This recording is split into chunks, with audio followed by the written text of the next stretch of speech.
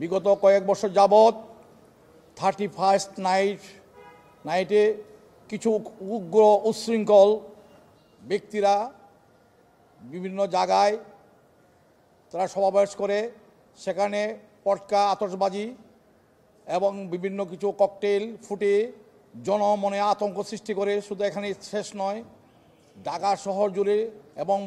বিভিন্ন সিটিতে ছাদে উঠে হাজার হাজার জনতা সেখানে পটকা আতশবাজি ককটেল ফানুস এগুলি দিয়ে দ্বারা জনগণকে আতঙ্কিত করে তোলে। হাজার হাজার জনতা সেখানে ঘুম থেকে উঠতে বাধ্য হয় এবং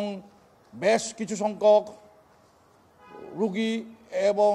বুড়ো বৃদ্ধ মানুষ শিশুরা আতঙ্কিত হয়ে পড়ে এবং তারা ক্ষতিগ্রস্ত হয় এবং তারা স্বাস্থ্যগতভাবে ড্যামেজ হয় এবং এইগুলি আমরা বারবার এই আক্রমণের শিকার হচ্ছি এবং নগরবাসী সেখানে আতঙ্কগ্রস্ত হয়ে সারা রাত্রি কাটায়।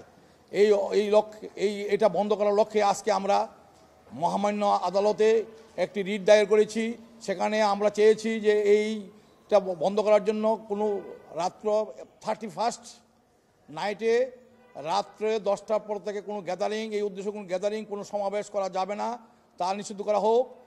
এবং আমরা চাইছি যে প্রতি ছাদে রাত্রে 11টা থেকে শুরু করে 1টা পর্যন্ত ছাদে 140 উপরের মতো নির্দেশ জারি করা হোক, যাতে ছাদে কোনো গ্যাদারিং হয় না, মাল্টি স্টোর বিল্ডিংয়ের সাথে যাতে গ্যাদারিং না হয় এবং আতশবাজি পটকা ফানুস এগুলি যেন ব্যবহার না করতে পারে সেই ব্যবস্থা স্বরাষ্ট্রমন্ত্রী এবং ডিএমপি কমিশনার এবং আইজিকে আমরা সেই নির্দেশ দেওয়ার জন্য আমরা হাইকোর্টে চেয়েছি এবং আমরা সেই করার লক্ষ্যে যে law enforce agency all kind of law enforce এজেন্সিকে ব্যবস্থা নেওয়ার জন্য এমনকি মোবাইল কোর্ট ব্যবহার করার জন্য আমরা আদালত নির্দেশ চেয়েছি। আমরা সেই ব্যাপারে আদালত নির্দেশের জন্য ইতিমধ্যে আমাদের আদেশ আসবে, সেই জন্য আমরা সরকারের এই ব্যাপারে সাহায্য করবো বলে আমরা আশা করছি। 144 বলি নাই, তবে এই 44 ধারার মতো ব্যবস্থা গ্রহণ করার জন্য যেন পুলিশ ব্যবস্থা নেয় এবং সমস্ত জনগণকে যেন নিরাপদ রাখতে চেষ্টা করে সেই ব্যবস্থা আমরা নিতে ব্যবস্থা করেছি এবং সেটা রাত্রে 11টার থেকে 2টা পর্যন্ত। এটা